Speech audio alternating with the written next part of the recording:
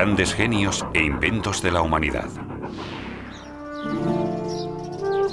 Seguro que antes de la época y el trabajo de Isaac Newton, las manzanas también caían al suelo. Pero nadie se lo había planteado. Simplemente era así. Isaac Newton se planteó las causas y se preguntó: ¿por qué tiene que caer la manzana siempre perpendicularmente al suelo? ¿Qué fuerza la atrae? En ese contexto, el inglés desarrolló la idea de la gravitación como una fuerza universal que se convertiría en la base de una de sus obras más importantes: Principios matemáticos de la filosofía natural. Isaac Newton y la gravedad.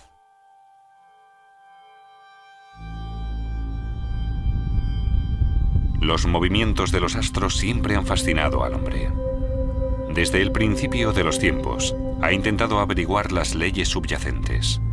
600 años antes de Cristo, el filósofo griego Anaximandro afirmó que la Tierra era un cilindro y que se encontraba en el centro del universo. En su interior ardía el fuego del infierno. Sobre ella se encontraba la bóveda celestial, y detrás de esta ardía otro fuego. A través de unos agujeros en la bóveda celeste translucían las llamas, eran las estrellas. Un paso más lejos fue Claudio Ptolomeo, que vivió en Alejandría en el siglo II después de Cristo. Él también veía la Tierra como el punto central del universo, pero para él, la Luna, el Sol y los planetas giraban en torno a la Tierra en trayectorias circulares fijas, las denominadas esferas. Con esa teoría, los astrónomos fueron capaces de predecir con más exactitud los eclipses de Luna y de Sol y la posición de los planetas. Pero es curioso, era una teoría falsa la que les llevaba a la mayoría de estos resultados. Pasaron más de 100 años hasta que en el siglo XVI Copérnico desmontará esa visión de la Tierra como el centro del universo. El canónigo polaco afirmó que los planetas giraban en torno al Sol y entre estos planetas, la Tierra. Pero no fue capaz de demostrar su teoría. A principios del siglo XVII, el astrónomo Johannes Kepler consiguió pulir la concepción del universo de Copérnico mediante la observación precisa de los planetas y el descubrimiento de la regularidad matemática. Afirmó que los planetas no giraban en torno al Sol en órbitas circulares, sino elípticas. Y se percató de que los planetas más cercanos al Sol recorrían su órbita con más rapidez que los que se encontraban más alejados. Pero Kepler no logró averiguar qué era lo que hacía girar a los planetas en torno al Sol. Isaac Newton nació en enero de 1643 en Woolsthorpe, condado de Lincolnshire, Inglaterra. Su padre, granjero, murió poco antes de que él naciera. Por órdenes de su madre, tomó el relevo en la granja. Pero el pequeño Isaac no estaba hecho para el campo. Se quedaba contemplando el agua durante horas, pensativo, mientras las ovejas se iban escapando. Prefería sentarse en su habitación y decorar la pared con todo tipo de dibujos. Gracias a su tío, párroco, no tuvo que quedarse trabajando en la finca familiar y pudo ir a la Escuela Libre de Gramática de Grantham, la ciudad vecina. Una familia de boticarios de confianza acogió a Newton. Con ellos aprendió sobre muchas plantas medicinales y al poco tiempo ya creaba sus propias fórmulas. A los 18 años, Isaac Newton se matriculó en el prestigioso Trinity College de la Universidad de Cambridge para estudiar matemáticas y filosofía. Pocos años después, ya ejercía de profesor de matemáticas en la universidad. Sin embargo, sus inquietudes iban más allá del campo de las matemáticas. Newton se interesó por diversos fenómenos físicos y químicos, y él mismo fabricaba las herramientas que necesitaba para sus investigaciones.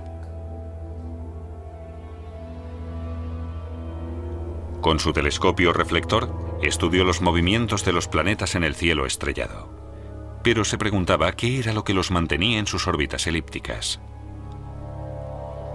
Los filósofos naturales, como se consideraba a los científicos en aquella época, debatían las diferentes hipótesis.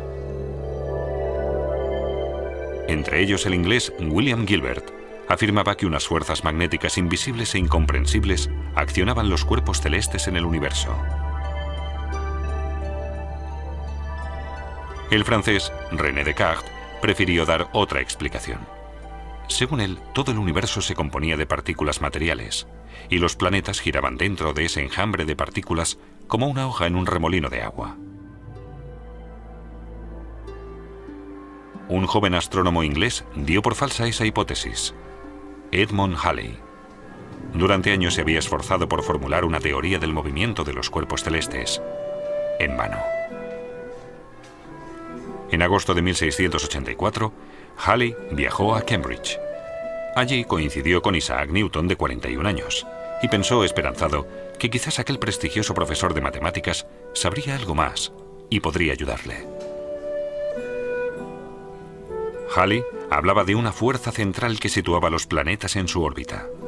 Eso no era nuevo para Newton. Hacía muchos años, cuando estudiaba, Newton se había hecho cargo de la misma cuestión. Y formuló, al parecer sin esfuerzo, una teoría matemática sobre los efectos de esa fuerza. Pero nunca se había preocupado por publicarla y prácticamente la tenía en el olvido.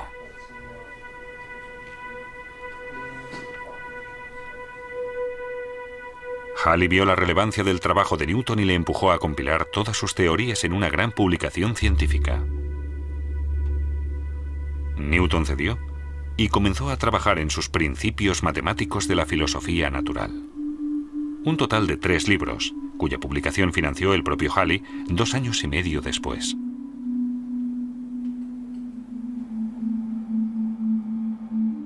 Newton formuló, entre otras, las 3 leyes que hasta hoy constituyen las bases de la mecánica. Esta es la primera ley. Todo cuerpo permanece en su estado de reposo o de movimiento rectilíneo uniforme, a menos que otros cuerpos actúen sobre él.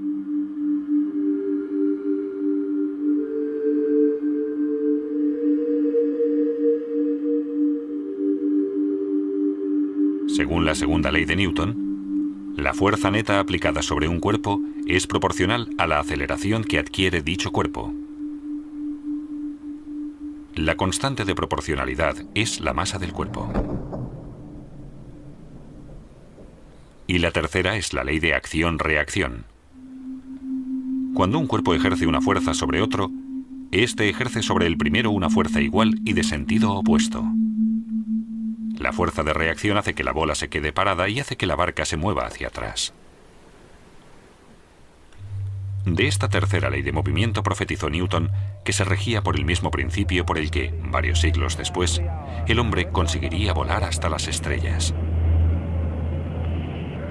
Con ello quiso decir que el principio de acción-reacción sería el que haría volar un cohete espacial. El gas caliente que expulsan las cámaras de combustión es lo que produce que el cohete salga disparado en sentido contrario. Isaac Newton ve en las fuerzas la causa del movimiento de los cuerpos. Y en el caso de la Luna, afirma que lo que hace que permanezca en su órbita elíptica es únicamente la atracción de la Tierra. La fuerza contraria a esta es la fuerza centrífuga, que impide que la Luna se abalance sobre la Tierra. A la fuerza de atracción, Newton la denominó fuerza de gravedad. Ahora, con la velocidad de la órbita lunar y la fuerza de atracción de la Tierra, Newton ya puede demostrar matemáticamente que los planetas se mantienen en su órbita por la fuerza centrífuga y la de gravedad.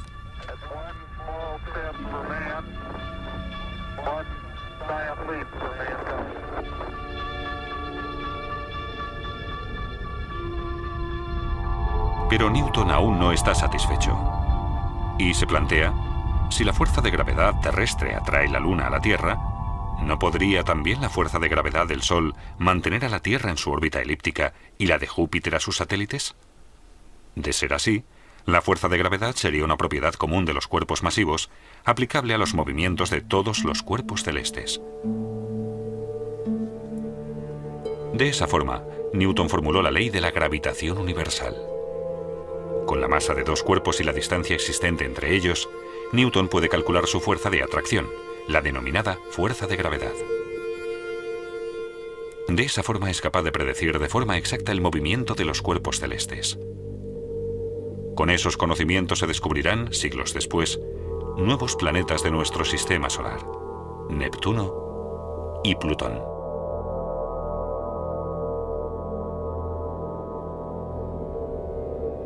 Con la ley de la gravitación de Newton se corrobora matemáticamente la concepción del mundo de Copérnico.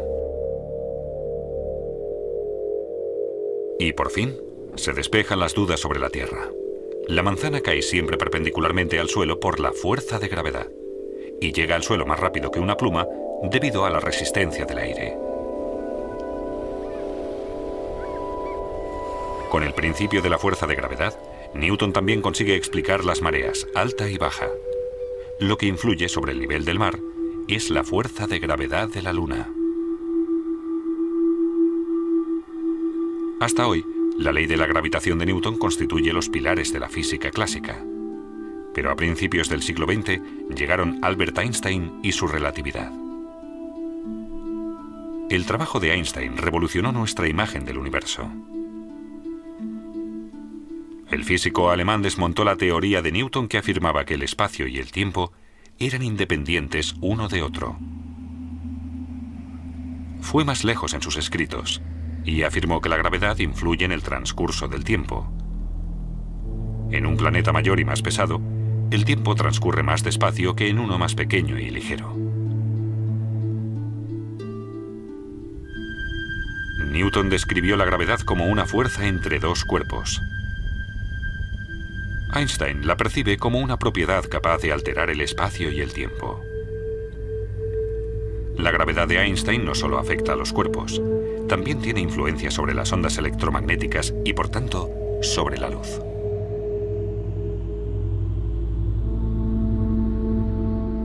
Un año después de la publicación de su teoría, esta se confirma.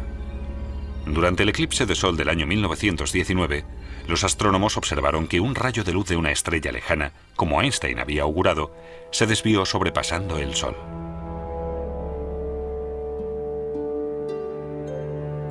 La teoría de Einstein se aplica en dimensiones raras con fuertes gravitaciones y elevadas velocidades. Pero nuestro día a día se rige por la ley de la gravitación de Newton. A los 50 años, Newton puso fin a sus investigaciones científicas.